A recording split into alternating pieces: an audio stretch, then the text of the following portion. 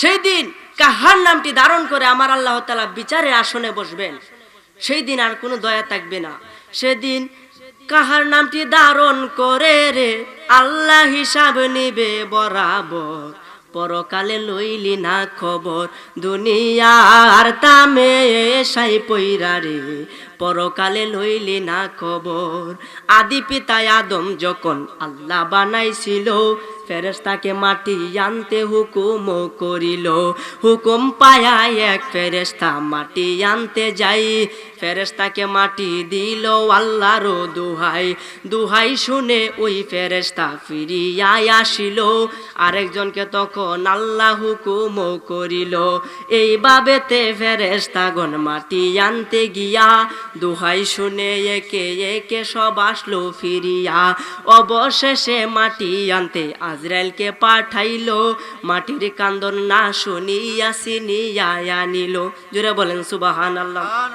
ওরে তখন হইতে আজরাইলকে রে আল্লাহ দিলেন জান কবজের ভার, পরকালে লইলি না খবর, দুনিয়ার তামে সাই পইরা রে পরকালে লইলি না খবর।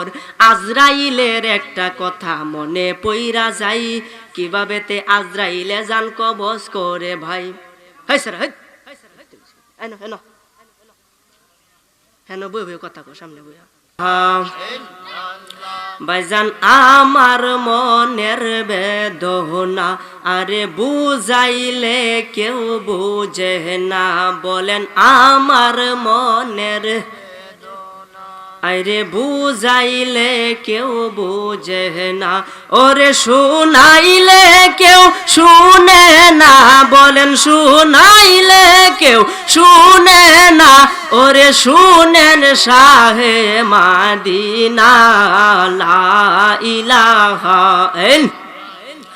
ও লা ইলাহা ইল্লাল্লাহ, জুরে লা ইলাহা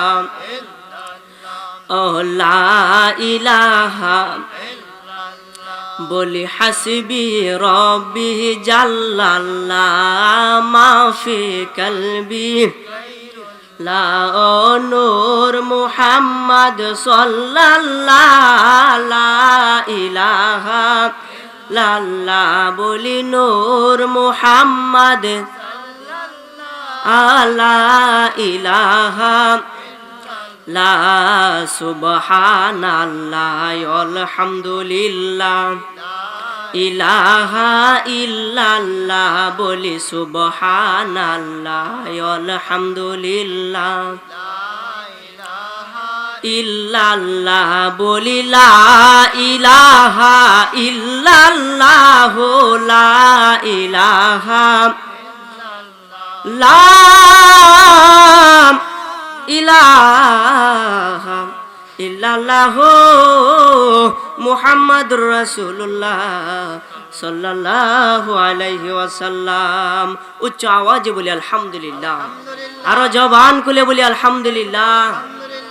বাহিরে যারা দাঁড়ায় আছেন আপনারা দয়া করে ভিতরে বসে যান। আপনারা যদি ওয়াজ শুনতে চান তাহলে বসে যান, আর যদি ওয়াজ ভালো না লাগে তাহলে এই দূরাহি যান। মাহফিলের সামনে যদি দাঁড়ায় থাকেন ওয়াজের পরিবেশ নষ্ট হয়, সৌন্দর্য নষ্ট হয়। যারা সাইডে ফাইডে দাঁড়ায় আছেন হয়তো ভিতরে চলে আসেন, নাইলে সাইড খালি করে দেন। আলহামদুলিল্লাহ, আল্লাহর দরবারে শুকরিয়া যে মহান রব্বুল আলামিন আমাদেরকে দয়া করে মায়া করে আজকের মাহফিলে আসার মতন বসার মতন তৌফিক দিয়েছেন। সেই জন্য সেই মহান রব্বুল আলামিনের দরবারে আবারও শুকরিয়া আদায় করে বলি আলহামদুলিল্লাহ। আজকের মাহফিলে আসাতে আপনারা সকলে খুশি নাকি বেজার? খুশি নাকি বেজার? মাহফিলে আইলে লাভ না লস? লাভ না লস? মাহফিলে আইলে কেমন লাভ কেমন? আপনি যে এত কাম ফালায় রেখে আজকের মাহফিলে আসলেন, কিসের জন্য আসলেন? সর্বপ্রথম আপনার লাভ হইল, আপনি যখন বাড়ির থেকে নিয়ত করছেন আজকের এই মাওলানা মাসুদ সাহেবের বাড়ির মাহফিলের মধ্যে আপনি আসবেন, বাড়ির থেকে নিয়ত করছেন আজকের এই মাহফিলের মধ্যে আলেমদের চেহারা দেখবেন, বাড়ির থেকে নিয়ত করছেন আজকে আলেমদের মুখে কিছু কথা শুনবেন, সেই অনুযায়ী আমল করার চেষ্টা করবেন। এই নেওয়ারটা করে ঘর থেকে বাইর হইলেন, আমার আল্লাহ ডাক দিয়া কই ফেরেশতারা রে, ও ফেরেশতারা যে বান্দা মাহফিলে উদ্দেশ্যে ঘর থেকে বাইর হইছে, যা যা যা ফেরেশতারা তোরা তার ফিসে ফিসে যা। জোরে বলেন সুবহানাল্লাহ। পিছে পিছে যা। ফেরেশতারা প্রশ্ন করে, আল্লাহ তোমার বান্দার পিছেতে গেলে কি হইব? আল্লাহ ডাক দিয়া কই, ফেরেশতারা রে, যে বান্দা মাহফিলে উদ্দেশ্যে ঘর থেকে বাইরেছে, তোরা তার পিছনে পিছনে গিয়া তার কদম গোলা গনতে থাকবে। কয় কাক দিয়ে মাহফিলও যা, এই কদম গোলা গনতে থাকবে। ফেরেশতারা প্রশ্ন করে, মাওলা কদম গনলে কি হইব? আমার আল্লাহ ডাক দিয়া কই, ফেরেশতারা রে, প্রতি কদমে কদমে, প্রতি কাইকে কাইকে আমি আল্লাহ তাআলা খুশি হইয়া তার আমল নামার মধ্যে 10টি করে নেকে দান করিয়া দিব।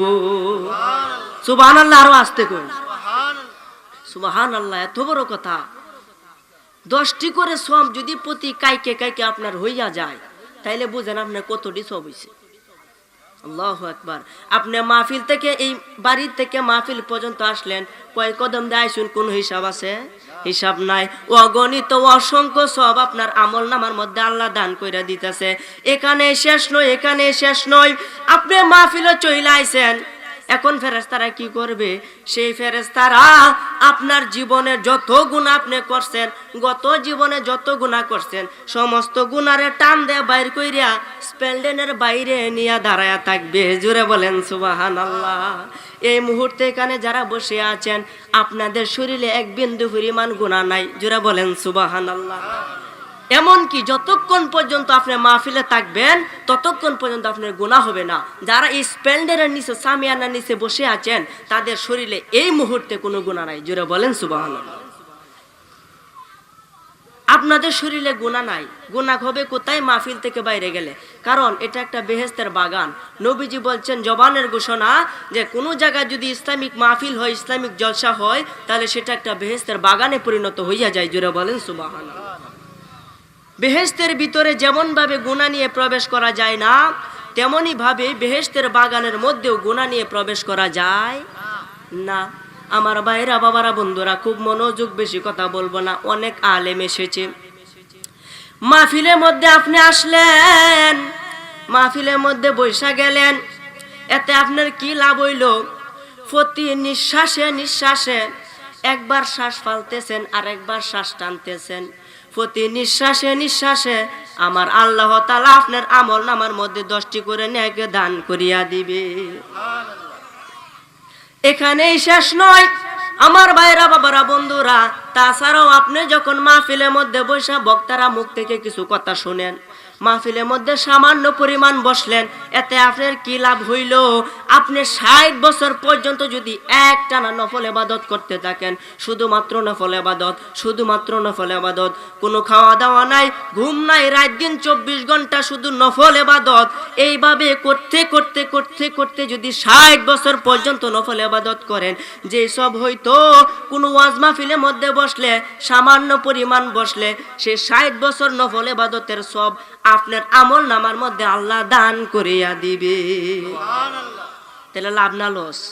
কোনটা কোন লাভ না লস? এই যে এত কাম ফালাই রেখে মাহফিল আছেন, আপনাদের কি কোনো লস হইতাছে? লস নাই, শুধু লাভ আর লাভ, লাভ আর লাভ, লোকসানে কোনো কারণ নাই। আমার ভাইরা, বাবারা, বন্ধুরা, একদিন এই পৃথিবী থাকবে না, আমরাও একদিন থাকবো না। একদিন কবরে আপনাকে যেতে হবে। আপনি আমার মৃত্যু, আপনি আমার সামনে। হঠাৎ একদিন আজরাইল আপনার সামনে দাঁড়িয়ে যাবে, তখন আপনার কি উপায় হবে একবার ভেবে দেখেন। দুনিয়ার মধ্যে খারাপ কাম করতেছেন, খারাপ কাম করতেছেন, মনে মনে নিয়ত করছেন আমি তওবা করে ভালো হইয়া যাব, কিন্তু শয়তান আপনাকে বাধা দিবে যে না না না, এখন তওবা করিস না, এখন তো তোর হগলে যৌবন শুরু হয়েছে, আগে বুড়া হ, বিবাহ শাদী কর, ফুলাফান কয়েকটা হোক, এরপরে সে তওবা করবে, তওবা করে ভালো হয়ে যাবে। শয়তান আপনাকে ধোঁকা দিতেছে, শয়তানের ধোঁকায় আপনি চলতেছেন। আপনার বিবাহ হয়ে গেল, সন্তানাদি হইল, এরপর আপনি তওবা করার নিয়ত করলেন, শয়তান তখন বলবে না না না, এখন তো তুই বুড়া হইছিস না, বুড়া হইলো এরপরে তওবা করবে। বুড়া হয়ে গেলেন, শয়তান আপনাকে বলবে এখনই তওবা করার সময় নয়, আরো সময় আছে, নাতিনাত করুক, নাতিনাত করে বেয়া দে, বেয়া দেওয়ার পরে তুই তওবা কর। এভাবে করতে করতে করতে করতে দেখবেন একদিন আজরাইল আপনার সামনে হাজির হইয়া যাবে, তখন আর তওবা করার কোনো সুযোগ নাই। আমার ভাইরা, বাবারা, বন্ধুরা, এই তওবার দরজা একদিন বন্ধ হয়ে যাবে। কিয়ামতের আগে তওবার দরজা বন্ধ হয়ে যাবে। এই তওবার দরজা কখন বন্ধ হবে? তখন আর নেক আমল করলে কোনো লাভ হবে না। আমার ভাইরা, বাবারা, বন্ধুরা, এমন একটা অদ্ভুত প্রাণী এই পৃথিবীর মধ্যে আসবে, এই অদ্ভুত প্রাণী আপনাকে একটা চিহ্ন লাগিয়ে দিবে। এই চিহ্ন লাগিয়ে দেওয়ার পরে ইমানদার আর বেঈমান চিহ্নিত হয়ে যাবে। ইমানদার আর বেঈমান যেদিন চিহ্ন করে দিবে, ওই দিন থেকে তওবার দরজা বন্ধ হয়ে যাবে। জোরে বলেন সুবহানাল্লাহ।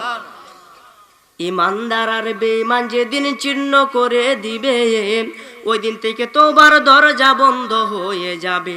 পাপুণ্য যাহা করো কোনো হিসাব নাই, কিয়ামতের আলামত তখন শুরু হবে ভাই।